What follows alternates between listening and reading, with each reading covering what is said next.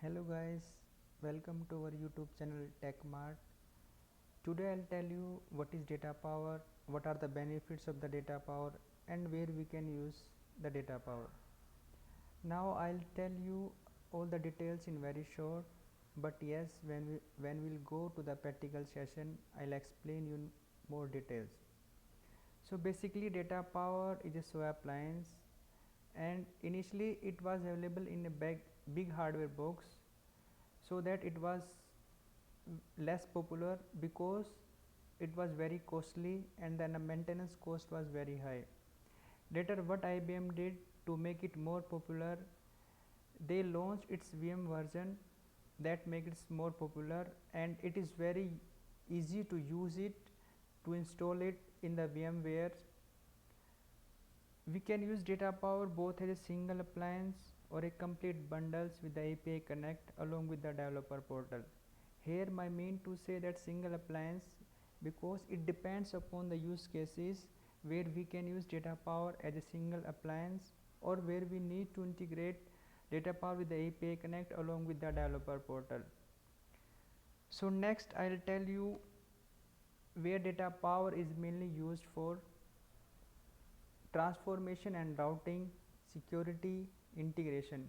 So here transformation means the format of the message will change. For example, if you have the SOAP message and you want to transform into JSON or vice versa, or you want to transform from XML to SOAP or SOAP to JSON or JSON to XML, it depends upon the use cases. And routing means the message will send to the desired location. Basically we keep data power into a DMZ zone and we keep our application servers or web servers into application zone. So when the request will come to the data power, any transaction will come to the data power, will transform, we can apply security to that messages, and we can do more other things like authorization, authentication, and we can route that message to another servers. Next one is security. Security means it protects all the web services and the architecture from the attacks. Here could be any XML threat protection, SQL injection, XDOS, MDOS. During our practical session we'll try to cover all these attacks. Next one is integration. Integration means, as I mentioned, that we can keep our web servers, application server into application zone. So while keeping data power into DMZ zone, we'll integrate data power with the multiple servers. Next is, what are the other benefits of the data power? We can mask the endpoints, we can enhance the logging. During the practical session I'll tell you what are the different ways by which we can enhance our login mechanism. Next one is control payload size and format. There is a SLM mechanism available into data power where we can payload the size, where we can control the payload of our message, and we can change the format of a message. That there are, as we discuss about, we can transfer a message from one form to another form. Another one is the rate limit traffic. Again we can cover rate limit into SLM policy. Next one is we can add authentication and authorization, that will cover into the security part, and data encryption decryption, that will again cover into the security part. We can create the firewalls. Yes, in the practical session I'll tell you all the topics which I mentioned here, and I'll keep adding more topics that will help the beginners, intermediate and the experienced level guys. So now we'll come to know where the data power is mainly used. Data power is basically used in the government sectors, healthcare and the insurance, financial sectors like banking domains, telecommunications, power, oil and gas, and the airlines. So now we can say that data power is used in so many sectors, so that we can say that if we learn data power, so the opportunity is more because it's uses in so many sectors. Next is, as I mentioned, that I'll try to cover data power as admin and developer part. So if you learn data power as admin, you can learn. If you want to learn data power as a development perspective, you can learn, but I'll try to cover both as admin and the development perspective. To cover all those topics, first I'll tell you what are the prerequisites required to install the data power. So first I'll tell you how we can install the VMware and the data power. The guys who are interested, they can share their email ID in the comment box, or you can send your email ID to techmart156@gmail.com. I'll share.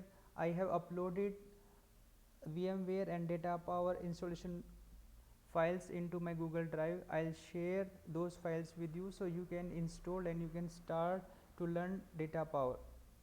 Second, we'll learn the basic objects of data power.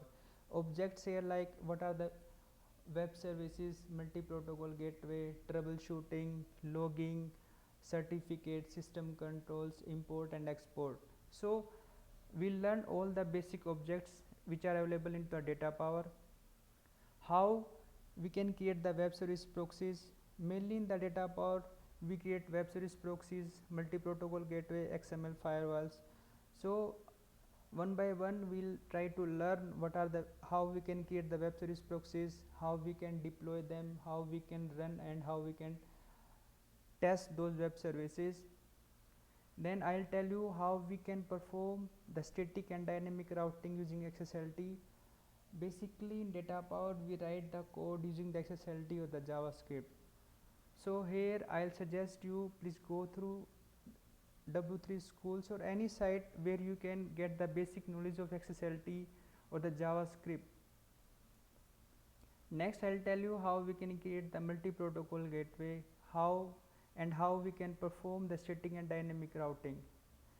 Next I'll tell you how we can perform the logging using the XSLT into web service proxy and multi-protocol gateway. Next again I'll tell you logging using the JavaScript. As I mentioned that in data power mainly we write to code using the XSLT or the JavaScript.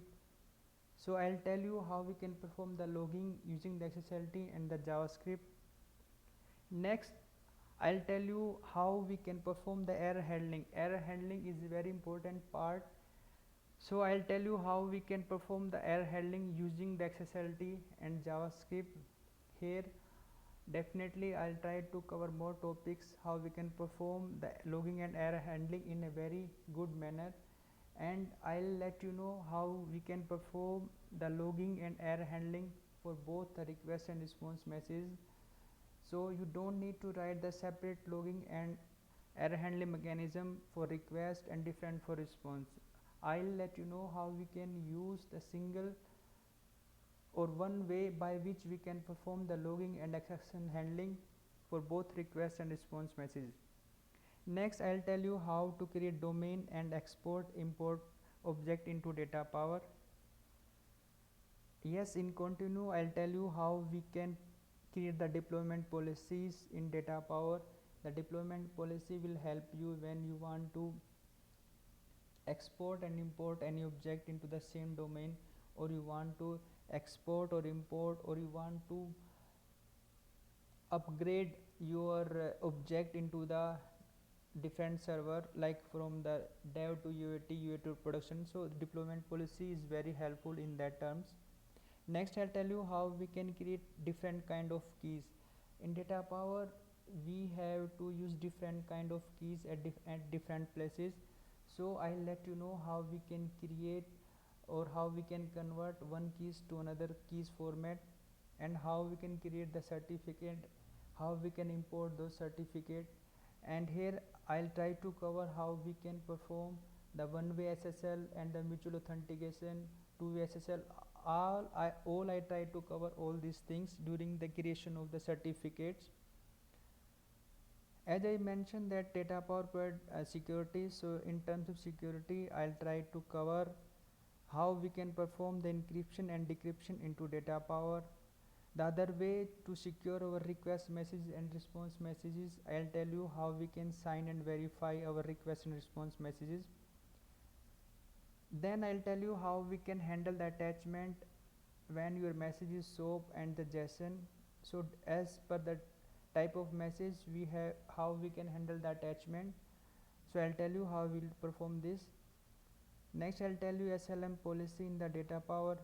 As I mentioned that we can control the traffic, so for that we'll use the SLM policy. Next is best practices in the Datapower. Yes, we'll work on that, and I'll try to maximum best practices which we can implement into the Datapower, and many more. Here my means to many more is to say that, as I mentioned, as per the use cases we can use Datapower as a single appliance, or if you want to publish the API through the portal to the outer world, then we can use the API Connect and the developer portal. Then we'll cover how we'll install the API Connect, how we can install the developer portal, how we can integrate Datapower with the API Connect and portal. Then we'll learn how we'll create the APIs into API Connect and how we can publish those API into the developer portal, and it will be available for the outer world. So please stay with us, keep watching the videos, so that it will be helpful for you to learn as a beginner. So I'm saying you, requesting you, please subscribe our channel and keep suggesting us so that we can make our channel more better. Thank you for watching us.